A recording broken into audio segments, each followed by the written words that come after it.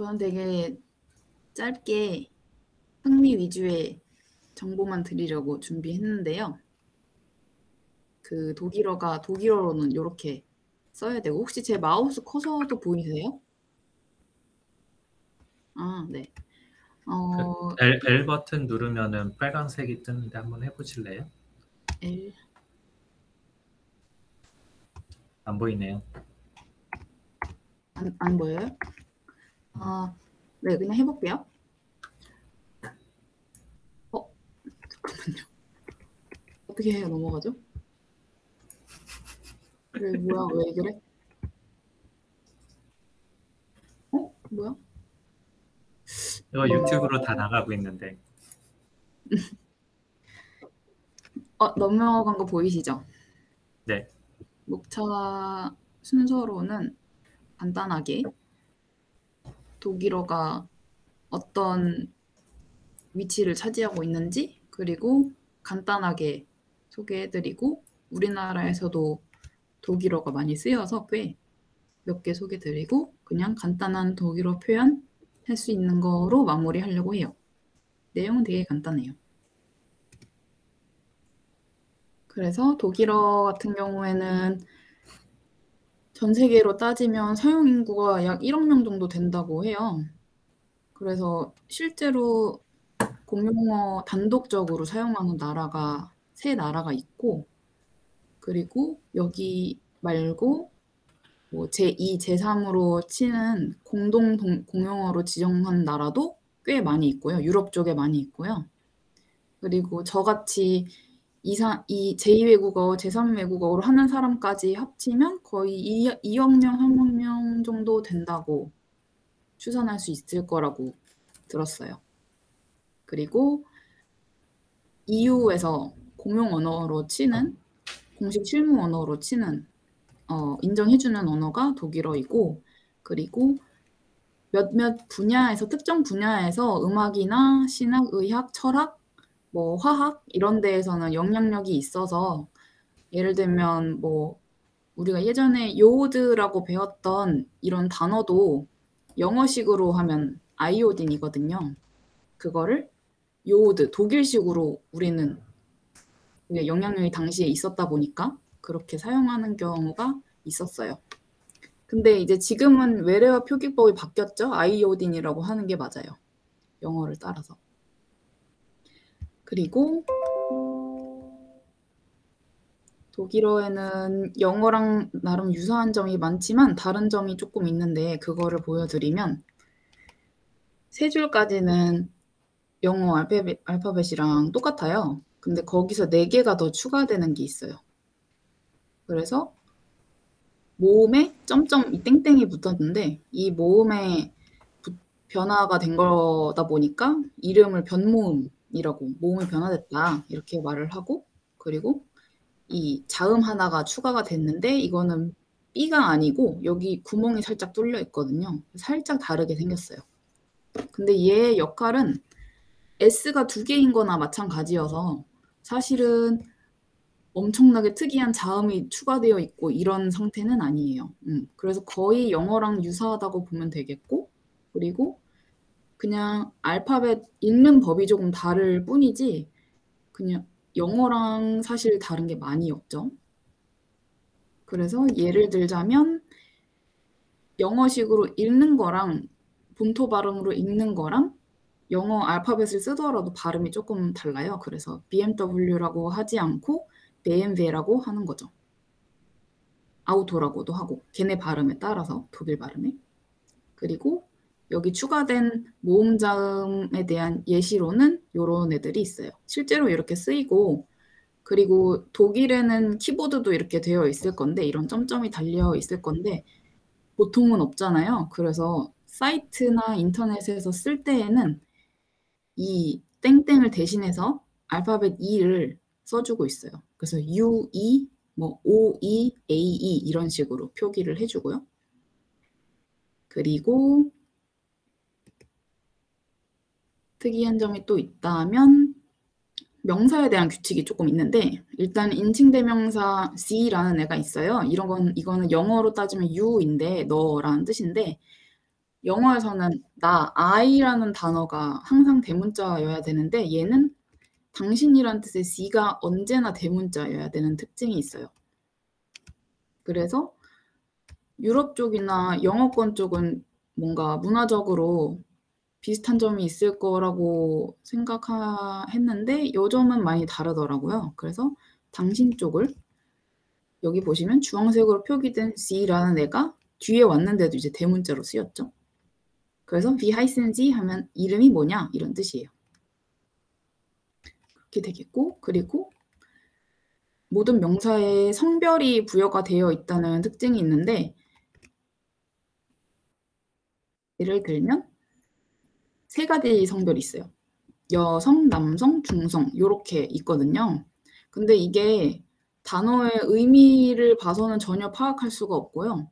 여기 보면 치마니까 여성용품이니까 여성일 것 같다 이럴 수 있지만 절대 그렇지 않고 치마는 남성이에요. 그리고 바지는 여성, 상은 남성, 벌은 여성, 소녀는 중성 심지어 그리고 근로, 뭐 노동, 일 이건 여성이고 호수는 남성인데 바다는 중성이죠. 그래서 제가 뭐 가르치는 일을 하긴 하지만 이거를 특히나 많이 어려워해요, 사람들이. 왜냐면 우리나라에 없는 개념이고 영어식으로도 사실 거의 없어진 개념이라서 네, 프랑스어를 했던 사람이면 모르겠지만 보통은 좀 어려운 개념이라 그냥 무조건 외워라 이런 식으로 가르치는 편이죠. 왜냐면 성별이 중요해지는 시점이 많이 있거든요. 그렇게 되고 그 다음에 또 다른 특징으로는 어순이 되게 자유롭다는 특징이 있는데 우리말도 사실 그렇죠. 그래서 나는 오늘 사과를 먹는다 라는 표현을 보통 이렇게 쓴다면 오늘이라는 말을 앞으로 땡길 수도 있고 우리말처럼 그리고 사과라는 말을 앞으로 땡겨 쓸 수도 있어요. 그러니까 순서가 되게 뒤죽박죽이 되어도 사실 의미를 파악하기가 어렵지 않다는 거죠. 그렇게 되면 문제가 생기는 언어들이 있는데 독일어는 그렇지가 않아서 어떻게 보면 좀 유연해서 편한 경우라고 볼 수 있을 것 같아요. 근데 이렇게 자유로운 어순을 가질 수 있는 이유는 다음 특징인 굴절어라는 특징 때문에 그런 건데요. 굴절어라는 게 뭐냐면 어미가 그러니까 단어 자체가 변화하는 특징을 가졌다는 뜻이에요. 그래서 예를 들면 영어에도 조금 남아있기는 해요. come이라는 단어가 주어가 뭐냐에 따라서 조금 어미를 변경시키잖아요. 근데 독일어도 그런 특징이 있어서 얘를 그냥 사실 주어를 빼놓고 써버렸다라 하더라도 아 주어가 뭐겠거니 하고 당연히 예측할 수 있게 해주기도 하고 그리고 여기 보시면 방금 아까 예시가 잠깐 나왔던 bear, 곰이라는 단어인데 얘가 다른 역할, 예를 들면 목적어로 왔다. 그러면 en이 더 붙어야 되는 특징이 있어요. 이런 걸 이제 굴절어라고 하는데 얘가 그러면 어느 자리에 있어도 얘는 지금 목적어인 상태야 라고 이제 알려주는 거죠. 그래서 순서를 바꾸더라도 얘 어떤 게 주어인지 목적어인지가 너무 파악이 잘 되고요. 그리고 또 기타 예시 이렇게 해야 킨더 이런 예시가 있고 그리고 우리나라에서는 어떤 독일어가 쓰이는지 좀 보자면 가장 많이 쓰이는 거는 아르바이트, 우리 알바 많이 쓰죠, 단어. 너무 많이 써서 알고 있으실 것 같은데 이것도 노동, 일이라는 단어에서 왔고 그리고 우리나라에서는 파트타임이라는 뜻으로 이제 쓰이는데 이제 여기서는 그냥 전반적인 노동이라는 뜻을 가지고 있어요. 그리고 닥스훈트. 훈트가 강아지라는 뜻이어서 오소리를 모는 개였던 거죠, 원래는. 그래서 닥스훈트 이렇게 부르고 그리고 도플갱어도 앞에 도펠이라는 애가 더블이란 뜻이에요. 갱어는 가는 사람. 그러니까 중복 이중으로 다니는 사람인 거죠. 그래서 그런 걸 도플갱어라고 하고 그리고 아우토반이란 단어는 많이 쓰이진 않지만 들어는 보셨을 것 같아요. 그래서 독일식 그 하이웨이 그 고속도로를 이제 아우토반이라고 하고요. 그리고 깁스란 단어도 많이 들어보셨어? 아마도 그 원래는 석회 뭐 이런 뜻이에요. 아이고 죄송해요. 석회 이런 뜻인데 이제 깁스라는 단어로 이제 우리는 사용하고 있고, 그리고 이념이나 사상을 뜻하는 이데올로기는 알고 계시죠? 이것도 독일에서 독일어인 거죠. 그리고 디젤, 나프탈린 이것도, 알츠하이머도 그렇고, 테마, 영어로는 사실 theme이니까 다른 단어인데 독일식으로는 테마라고 해요. 독일식을 차용해서 쓰고 있는 거죠. 그리고 알레르기 이 단어도 영어식으로 하면 알러지인데 이제 독일식으로 알레르기로 쓰는 사람도 꽤 많아요. 그리고 이건 일상 용어들이었고, 그 다음으로는 그냥 고유 명사처럼 쓰이는 브랜드명인데, 우리나라에서 쓰이는 애들은 가전 중에 지펠, 트롬, 하우젠 이런 애들이 있어요. 이게 원래는 이제 독일어에서 유래가 된 건데, 기펠이라고 하는 산 꼭대기, 정점이라는 뜻의 단어에서 이제 지펠이 탄생을 했고, 그리고 토멜이라는 그 북이라는 뜻에서 이제 톰이라는 브랜드가 이름이 나왔고, 그리고 하우스, 그냥 집이라는 데에서 이제 하우젠이라는 그 브랜드명이 이제 나왔고요. 그리고 킨더조이 할 때, 그 초콜릿 할 때 나온 그 브랜드 이름도 킨더, 아이들이라는 그 단어에서 왔고, 니베아도 이거는 어떤 특정 단어는 아니지만 독일 브랜드라서 소개해봤고요. 그리고 유명한 자동차 종류는 워낙에 특이한 유명한 애들이 많아서 벤츠나 폭스바겐 요 정도로만 소개를 할게요.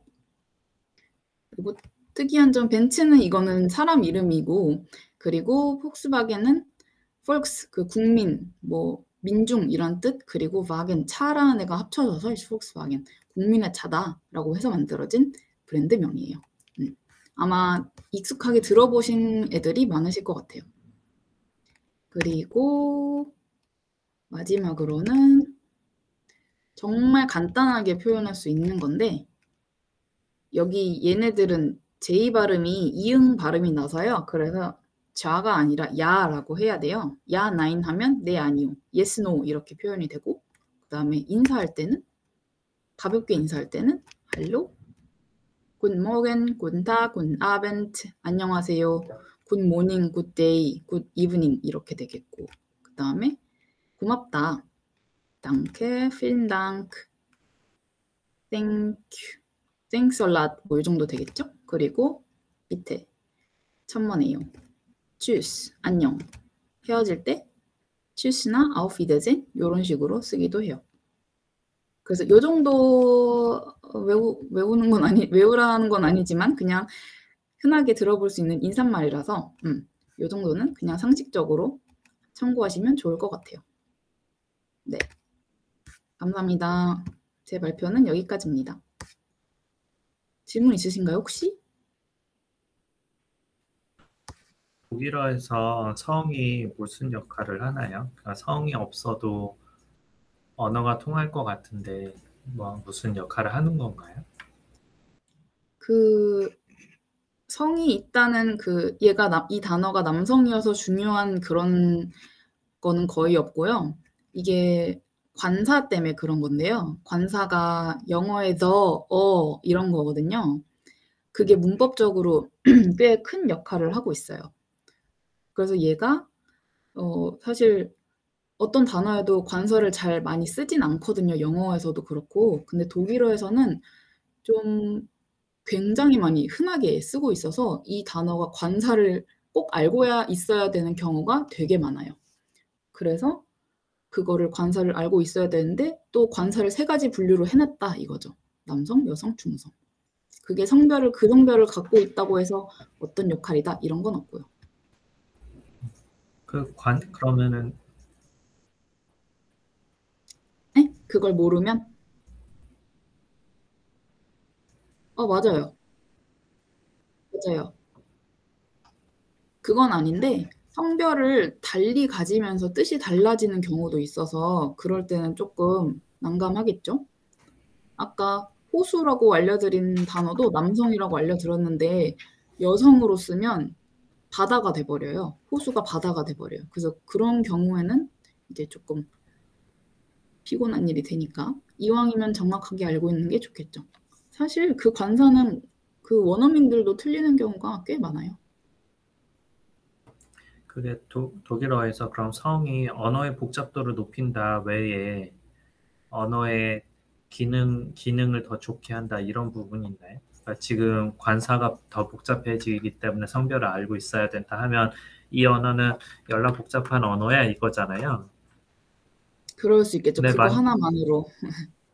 이게 아름씨 질문은 그러면은 단어의 성이라는 게 기능적인 역할이 있는가 이거거든요. 성별 자체에는 없을 것 같고 그 관사가 예를 들면 아까 어순이 자유롭다 이랬었잖아요. 그 어순이 자유로운 이유는 얘가 어디다 갖다 놔도 그 역할을 하기 때문에라고 말씀드렸잖아요. 그런 면에서 되게 중요한 역할을 차지해요. 그래서 근데 네.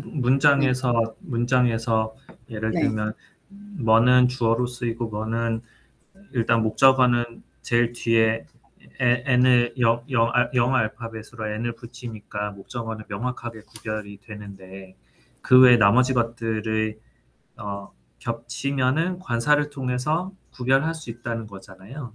그렇죠. 근데 그게 왜냐면 되게 부수적인, 목적어가 응. 그게 되게, 목적어가 음, 네. 네, 말씀하세요. 그게 되게 부수적인 효과일 수밖에 없는 게 우연히 뭐 예를 들면 남성형인 단어가 주르륵 나왔어 하면은 그 기능을 잃어버리는 거잖아요.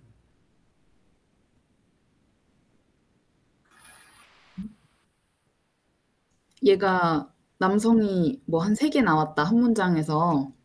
그러면 구분할 수 없다는 말씀이신가요?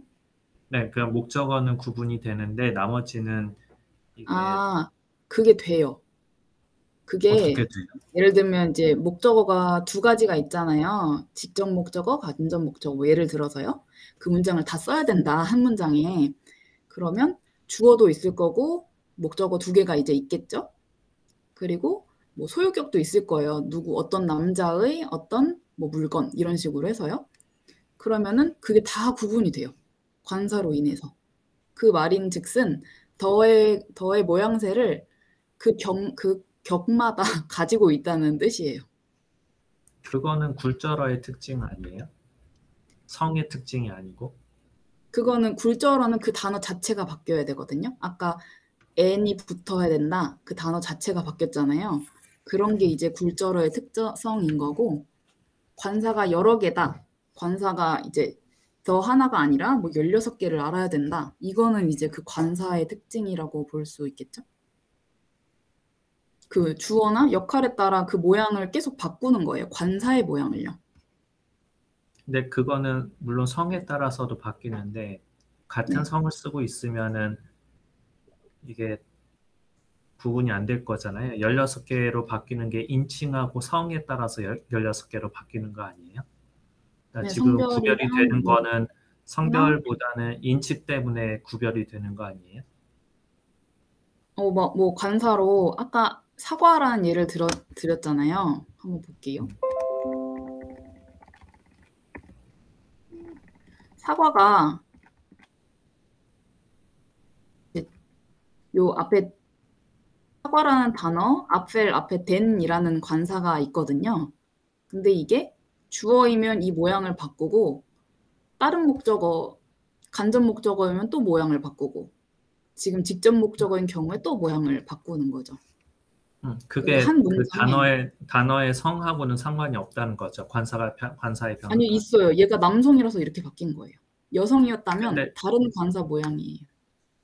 그래도 그 남성이든 여성이든 어쨌든 얘가 그 주어로 쓰였는지 목적 그 뭐 다른 걸로 쓰였는지가 명확한 거잖아요. 성과 상관없이. 근데 이 관사가 없었다고 쳐도요? 네. 아니 관사가 그럴 수, 있는데 그러니까 네. 제가 하고 싶은 얘기는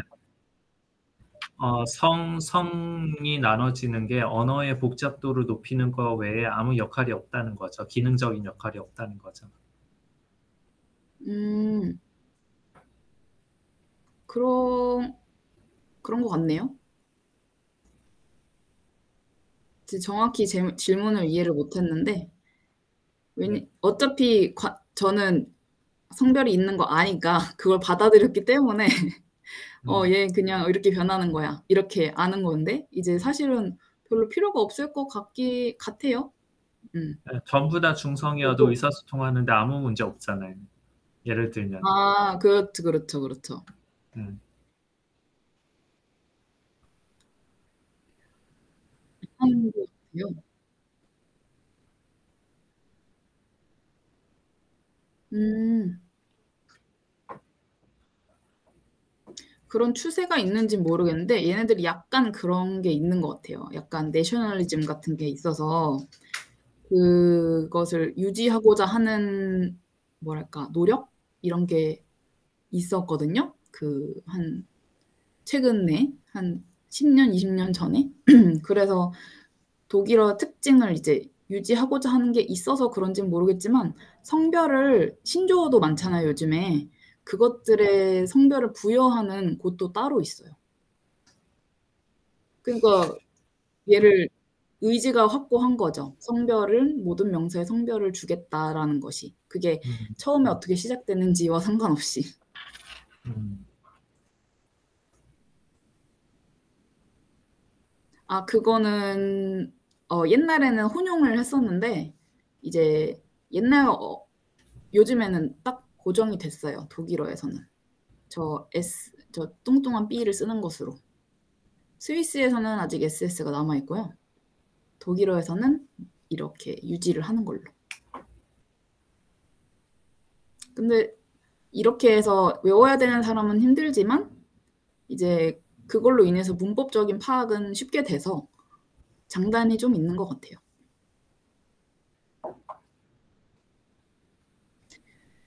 그렇죠. 우리 입장에선 둘 다 어렵지만 네. 이게 약간 좀 뭐랄까 학술적인 문장이나 좀 고급 문장 이런 데에서 좀 빛을 발하는 것 같아요. 여기서는 이런 간단한 문장은 잘 모르겠고.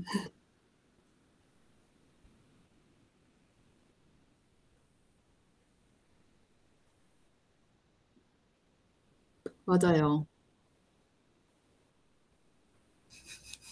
뉘앙스로 완전 구분하겠지.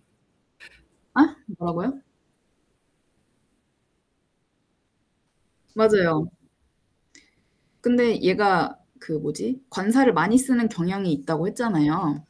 관사는 명사에만 붙죠. 그래서 관사를 거의 필수적으로 넣고 그럼 명사인 게 티가 확 나고 그리고 지금 예시가 하나 생각이 나는데 아침이라는 단어 아까 있었거든요. 좋은 아침 할 때 그거가 대문자가 빠지면 내일이라는 뜻이 돼요. 그러니까 완전 뭐라 그러죠? 문법적으로 다른 역할을 주는 경우가 많고 아니면 문맥적으로도 확실히 구분이 되는 그런 경우가 대부분이에요. 대문자 소문자가 똑같은 다르지만 다르게 써야 되는 경우가 있다 하더라도 근데 그 저는 사실을 조금 더, 모르면 헷갈리겠죠? 음. 좀 안전 쪽으로 얘기하면, 이 성이란 게 기능적인 거는 거의 없다시피 하잖아요. 언어의 복잡도를 높이는 역할을 하잖아요. 네. 이 언어의 복잡도가 높으면 네이티브하게 이 언어를 쓴 사람과 안 쓴 사람의 구분이 확 되거든요. 그래서 독일 맞아요. 사람들이 사실 자존심 때문에 걔를 의도적으로 유지하고 싶은 것 같아요. 우리는 그런 이렇게 것도 있을 것 복잡한 같아요. 언어를 쓰고 외국에서 온 애들은 이렇게 복잡한 언어를 못 써. 우리 언어는 연락 좋은 언어야. 음.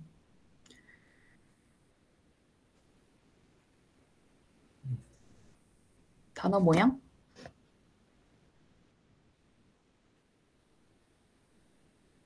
그러니까 음. 다 외워야 되기 때문에.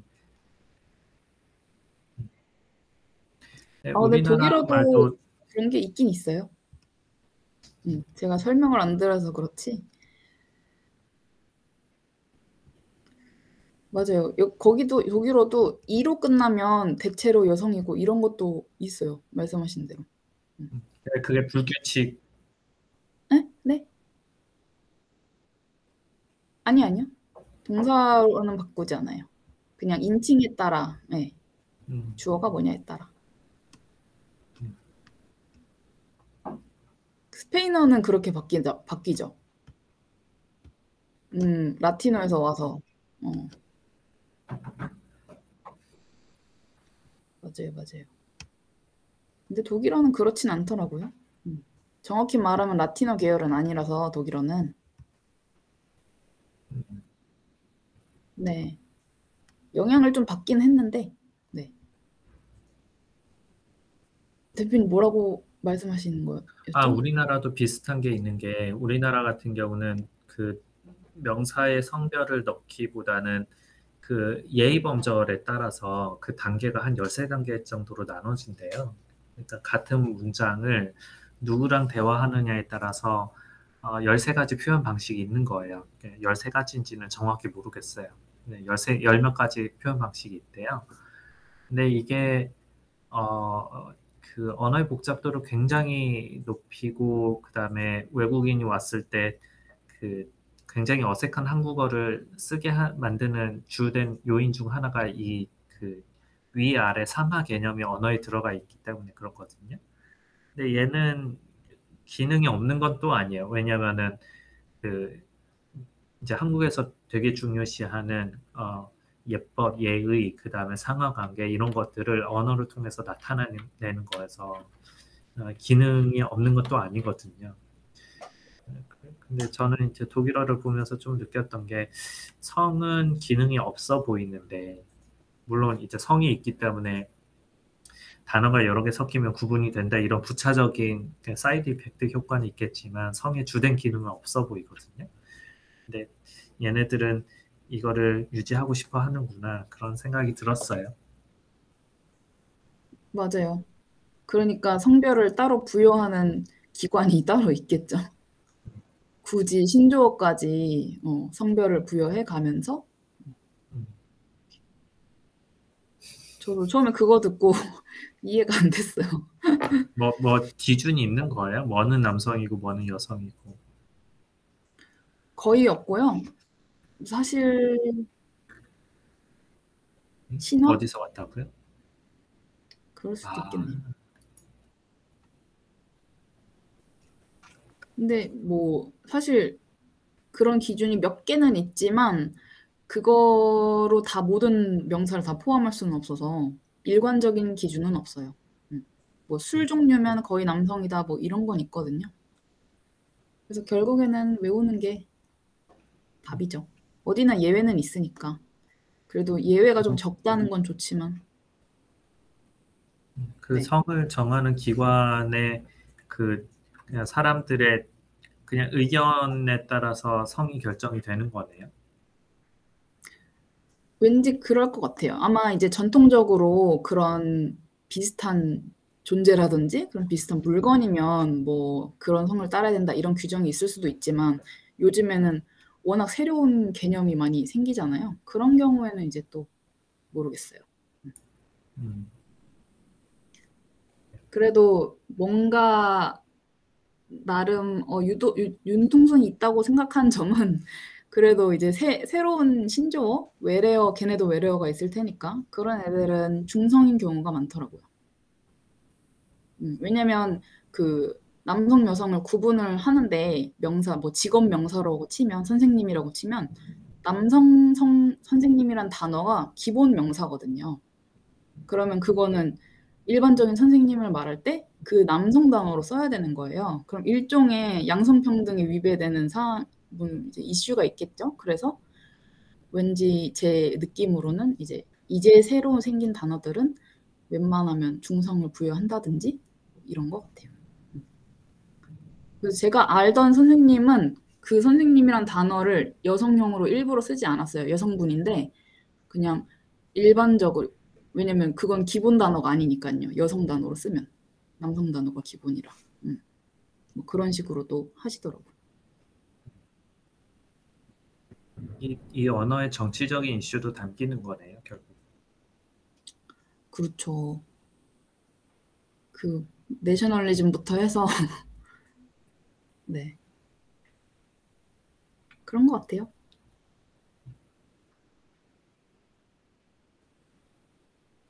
잠깐만요. 에스페란토가 성별이 없잖아요. 어디 있어요?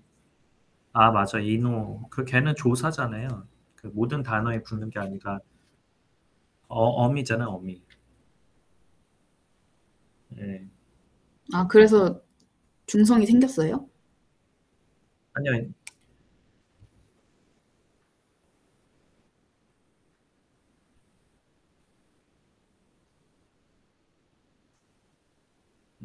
아, 남성형 기본이고 여성형일 때는 어미를 붙이는 거예요. 근데 이게 차별이라는 거죠. 근데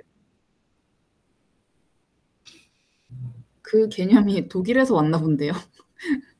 비슷하게 쓰는 거 보니. 음. 여성이면 음. 음. 독일어랑 네. 남성 어미가 따로 있나요? 없어서 이노 이러지 않아요? 그러니까 그래, 음. 있죠. 네.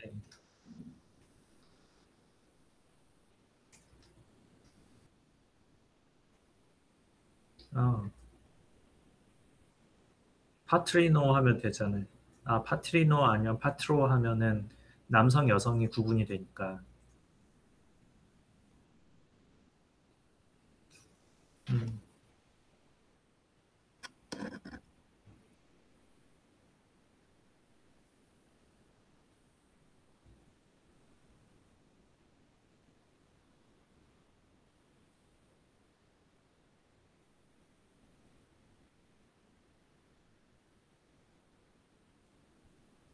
그 원래는 중성이 없었어요? 여성 남성만 있었어요?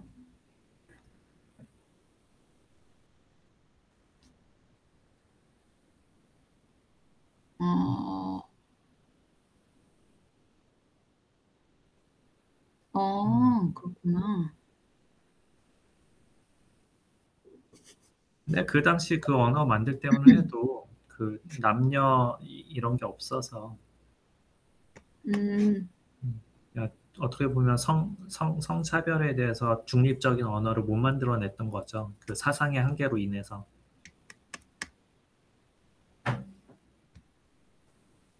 독일어는 발표 끝난 것 같은데요. 네, 네. 감사합니다.